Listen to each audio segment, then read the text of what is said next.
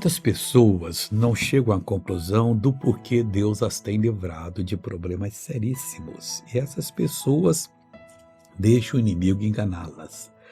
O rei Davi escreveu o Salmo 9 e no versículo 13 ele disse que Deus tivesse misericórdia dele e que o livrasse das portas da morte. E Deus o livrou. Tu me levantaste das portas da morte. E para que Deus levantou? No 14 do Salmo 9 ele fala o seguinte: para que eu contar todos os teus louvores às portas da filha de Sião, a igreja, e me alegre na tua salvação. Aí tem gente que tem vergonha de contar. Não, eu não vou dar testemunho. Por que Deus levantou você da porta da morte? Deus protegeu você.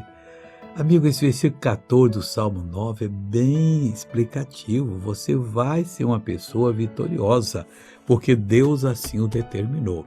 Vamos ver essa pessoa que recebeu uma bênção? Eu já volto. O que Deus fez por você, Maria Luísa? Olha, eu tenho 2 anos que eu não consigo andar com essa perna. Essa semana ela inchou, ficou desse tamanho. Qual é o seu mal?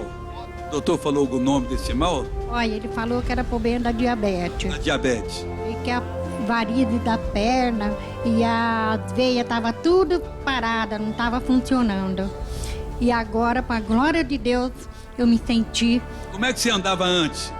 assim, ó. Assim, ó. Só assim, ó. E agora? Assim, não podia andar. E agora? Mas agora... Aleluia! Olha que bonito, pessoal!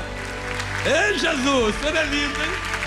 Viu, Eduardo? Vi, que coisa linda! Olha, quando eu cheguei aqui, eu não sabia nem aonde eu estava. Mas agora eu estou enxergando a igreja toda. Olha que coisa bonita! Jesus renovou! Agora eu voltei para orar com você. Pai, toca nessa pessoa. Ela precisa da tua ajuda. Ela precisa, ó Deus, de dar o louvor ao Senhor. Levante-a das portas da morte e ela irá dar o louvor às portas da tua filha, da igreja de Sião, Pai, da tua casa. Em nome de Jesus, eu digo a todo mal, sai dessa vida. Seja abençoado.